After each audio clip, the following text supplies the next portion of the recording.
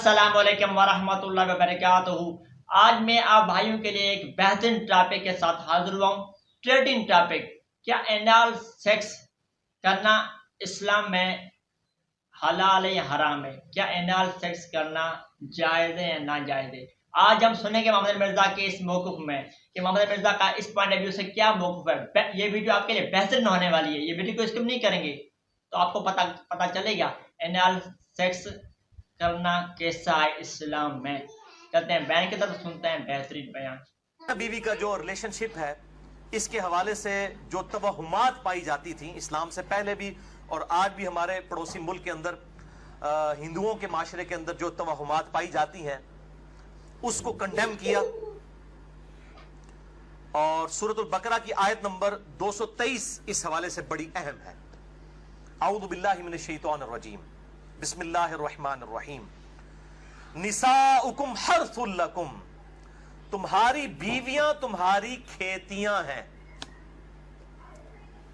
فأتوا حرثکم انا شئتم، پس اپنی کھیتیوں کے پاس آؤ جہاں سے تمہاری مرضی ہو۔ یعنی اپنی بیویوں کے ساتھ تعلق قائم کرو، خواہ آگے سے خواہ پیچھے سے، لیکن ہونا اس جگہ پہ چاہیے کہ جو کھیتی کا مقام ہے۔ کھیتی کیا ہوتی ہے؟ جہاں پر آپ دانا بوئیں گے تو وہاں سے درخت نکلے گا، اور ظاہر ہے کہ وہ عورت کا مقام آگے کا مقام ہے، جس کو ہم عربی کے اندر قبول کہتے ہیں۔ چاہے آگے سے ہو چاہے پیچھے سے، لیکن صحبت کا مقام وہی ہوگا۔ اس کھیتی کی طرف آؤ، یعنی وہاں پر بیج بو، اللہ تعالیٰ تمہیں اولاد دے گا۔ اس کانٹیکس میں ایک حدیث ہے اسی آیت کے، آپ سمجھ لیں تفصیل کے اندر، بخاری اور مسلم دونوں میں موجود ہے۔ صحیح بخاری میں 4528، صحیح مسلم میں 3535 اور مشکات میں 3183، کہ یہودیوں کا یہ عقیدہ تھا کہ اگر کوئی شخص اپنی بیوی کے ساتھ پچھلی سائیڈ سے صحبت کرے، یعنی صحبت تو صحیح جگہ پر کرے لیکن بیک سائیڈ سے، تو اس کی اولاد بھینگی پیدا ہوگی۔ تو اسلام نے اس کو کنڈیم کرتے ہوئے یہ آیت نازل فرمائی۔ اللہ تعالیٰ نے نساؤکم حرث لکم فأتوا حرثکم انا شئتم، تمہاری بیویاں تمہاری کھیتیاں ہیں، چاہے آگے سے آؤ چاہے پیچھے سے آؤ، لیکن مقام جو ہے وہی قبول ہوگا۔ دبر میں حرام ہے، اور وہی چیز ہے جسے ہم اینل سیکس بھی کہتے ہیں، یا لواطت کا لفظ بھی استعمال کیا جاتا ہے، لیکن اس کو بعض لوگ برا سمجھتے ہیں، یعنی قوم لوط کا فعل اینل سیکس، یہ بھائیوں حرام ہے۔ اب میں اس پہ بھی تھوڑی گفتگو کروں گا۔ یہ میں جتنی باتیں کر رہا ہوں، میرے سے جو لوگ واقف ہیں شروع سے، ان کو پتا ہے کہ میں اپنی طبیعت پہ جبر کر کے یہ ساری باتیں ریکارڈ کروا رہا ہوں، یعنی میری عام گفتگو اس طریقے سے نہیں ہوتی کسی کے ساتھ، لیکن اب یہ مسئلہ ہے کہ یہ چیزیں ریکارڈنگ میں آئیں تاکہ ہمارے نوجوانوں تک حق بات پہنچے۔ بھائیوں، بیویوں کے ساتھ مکمل طور پر جنسی تعلق، سیکچول ریلیشن شپ، اس کی اجازت ہے سوائے قوم لوط کے عمل کے، جسے اینل سیکس کہتے ہیں، یعنی دبر کے اندر صحبت کرنا۔ اس حوالے سے بڑی وعیدیں آئی ہیں۔ نکاح نہیں ٹوٹے گا، یہ جو پبلک کے اندر مشہور ہے نا کہ نکاح ٹوٹ جاتا ہے، نکاح نہیں ٹوٹے گا، حرام فعل ہے۔ توبہ کریں، اللہ تعالیٰ سے مغفرت کریں، اور اپنے معاملات کو مستقبل کے لیے سیدھا کر لیں۔ نکاح نہیں ٹوٹے گا، توبہ سے معاملہ جو ہے ریزالو ہو جائے گا۔ اور بیوی پر اس حوالے سے کوئی اطاعت واجب نہیں ہے۔ اب اکثر لوگ جو ہیں وہ رابطہ کرتے ہیں اس حوالے سے، مطلب کئی عورتیں ہیں ان کی مائیں رابطہ مجھ سے کر لیتی ہیں فون کے اوپر کہ جی اس طریقے سے لوگ جو ہیں وہ مطلب مجبور کرتے ہیں ہماری بیٹیوں کو اسی اینل سیکس کے اوپر، اور ہم طلاق لے لیں یا اس طرح کے معاملات، اور وہ پھر جھانسا دیتے ہیں جی کہ خاوند کی چونکہ اطاعت واجب ہے اس لیے جو ہے وہ بیویوں کو چاہیے کہ وہ حکم مانے۔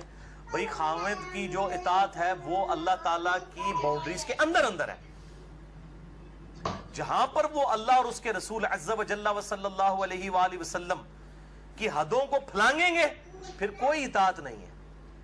یعنی اگر کوئی خاوند اپنی بیوی کو کہتا ہے کہ بے پردہ پھرو، کوئی اطاعت نہیں ہے۔ کوئی بیوی اپنے خاوند کو کہتی ہے کہ داڑھی مڈا دے، کوئی اطاعت نہیں ہے۔ یا کوئی خاوند کہتا ہے جی مجھے لمبے ناخن بڑے پسند ہیں تو میری بیوی لمبے ناخن رکھے۔ صحیح مسلم میں حدیث ہے کہ 40 دن تک کی آپ صلی اللہ علیہ وسلم نے حد مقرر فرمائی ہے، اس کے اندر ضرور ناخن کاٹ لینے۔ یہ بھی ذوالحجہ کے دن چل رہے ہیں، اور یہ میرے ناخن بڑے ہوئے ہیں تو مجھے بڑی کوفت ہو رہی ہے، ظاہر ہے وہ اب ایک شریعت کو فالو کرنا ہے قربانی کے بعد. یہ مونچھیں میری کافی بڑھ گئی ہیں تو مجھے بڑی فیل ہو رہی ہیں، اور مجھے نہیں سمجھ آتی ہے اتنے لمبے لمبے ناخن رکھنا، پھر انہی ہاتھوں کے ساتھ استنجا بھی کرنا ہوتا ہے، اور پھر پاکیزگی کا کس طریقے سے اہتمام ہو سکتا ہے، پھر انہی ہاتھوں کے ساتھ روٹی بھی کھانی ہوتی ہے. بڑا مشکل کام ہے، لیکن یہ فتنہ عام ہوا ہوا ہے. اور اسی طریقے سے یہ خواہ مخواہ جو ہے یہ آئی بروز کا چکر ہے جی، خامن کو خوش کرنے کے لیے کر رہے ہیں. بھائی خامن کو خوش کرنے کے لیے آپ نے شریعت کی حدیں تو نہیں توڑنی. اس پہ میرا مسئلہ نمبر 32 ایکسکلوسیو ریکارڈ ہے، مسلمان مردوں اور عورتوں کے بالوں اور باقی اعضاء کے صحیح احکام و مسائل، اہل سنت پاک.com پہ. جسے شوق ہو تو وہ دیکھ سکتا ہے. قوم لوط کا عمل ہے، خواہ وہ مرد کا مرد کے ساتھ ہو، خواہ وہ مرد کا اپنی بیوی کے ساتھ ہو، اینل سیکس جسے کہا جاتا ہے انگلش میں. اس کانٹیکسٹ میں یہ بڑی اہم ترین احادیث ہیں. اس میں ساتھ ساتھ کچھ مسائل بھی ہیں جو آج کے دور کے مسائل ہیں، میں ساتھ ساتھ بتاتا چلا جاؤں گا. پہلی حدیث جامعہ ترمذی میں انٹرنیشنل نمبر کے مطابق 2980، مشکات میں 3191 ہے کہ ابن عباس رضی اللہ تعالیٰ عنہ کہتے ہیں کہ اللہ نے اپنے نبی صلی اللہ علیہ وسلم پر یہ وحی نازل فرمائی، نساؤکم حرث لکم، وہی آیت انہوں نے تلاوت کی سورۃ البقرہ آیت نمبر 223.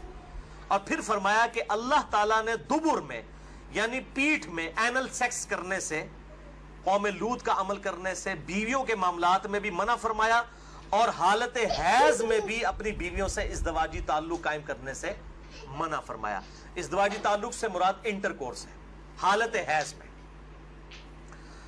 اور وہی ہے دوسری حدیث سنن ابی داؤد میں 212 نمبر، مشکات میں 555. ایک صحابی نے پوچھا یا رسول اللہ صلی اللہ علیہ وسلم، میری بیوی حیض سے ہے، میں اس کے ساتھ کس طرح تعلق قائم کروں؟ تو آپ صلی اللہ علیہ وسلم نے فرمایا کہ اس کا ازار بند جو ہے وہ کس کر باندھ لو، پھر اوپر کا حصہ تیرے لیے حلال ہے. یعنی شرمگاہ کے ساتھ انٹرکورس نہیں، باقی جسم کے ساتھ مباشرت کی جا سکتی ہے.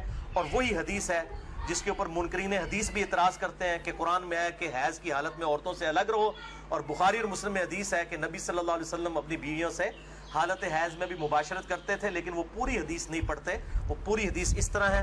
تیسری حدیث صحیح بخاری میں 302، صحیح مسلم میں 680 ہے کہ اما عائشہ رضی اللہ تعالیٰ عنہ کہتی ہیں کہ نبی صلی اللہ علیہ وسلم جب امہات المومنین سے ازدواجی تعلق قائم فرمانا چاہتے جبکہ وہ حالت حیض میں ہوتی، تو ان کو حکم دیتے کہ وہ ایک آزار بند باندھ لیں، پھر آپ صلی اللہ علیہ وسلم باقی جسم کے ساتھ اپنی بیویوں کے ساتھ مباشرت کرتے تھے.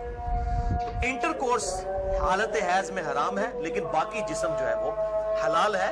اور بیوی کو ساتھ لٹائیں، یہ جو ہندوانہ معاشرے میں ہے کہ یہ ناپاک ہو جاتی ہے یا اس طریقے سے اور معاشروں کے اندر، تو اسلام میں اس کی کوئی گنجائش نہیں. صحیح مسلم میں حدیث ہے، آپ صلی اللہ علیہ وسلم مسجد نبوی میں تھے، آپ نے مسجد نبوی کی کھڑکی سے اما عائشہ رضی اللہ تعالیٰ عنہ سے کہا کہ مجھے میرا بسترا پکڑا دو. تو انہوں نے کہا یا رسول اللہ میں حیض سے ہوں. آپ نے فرمایا حیض تیرے ہاتھوں میں تو نہیں گھس گیا؟ یہ تو حکم ہی نجاست ہے. اس طریقے سے صحیح مسلم میں حدیث ہے کہ نبی صلی اللہ علیہ وسلم میری گود میں سر رکھ کر قرآن پڑھا کرتے تھے، حالانکہ میں حالت حیض میں ہوا کرتی تھی. تو یہ حالت حیض حکمی نجاست ہے. اس میں عورت آٹا بھی گوندھ سکتی ہے اور کھانا بھی پکا سکتی ہے، کوئی مسئلہ نہیں ہے. اسی طریقے سے اگر کسی پہ غسل فرض ہے تو بس اتنا ڈیلے نہ کرے کہ نماز قضا ہو، باقی وہ کوئی حقیقتاً تو پلید نہیں ہے، حکمی نجاست کے اعتبار سے.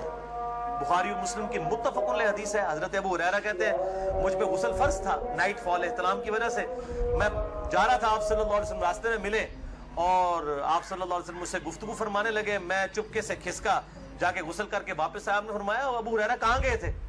کہ یا رسول اللہ میں ناپاک تھا تو غسل کرنے گیا. آپ نے فرمایا مومن کبھی ناپاک نہیں ہوتا، یہ حکمی نجاست ہے، حقیقتاً تو نہیں. حکمی یہ ہے کہ شریعت کے پوائنٹ آف ویو سے نماز پڑھنے کے اعتبار سے انسان جو ہے وہ اس کے لیے غسل ضروری ہے.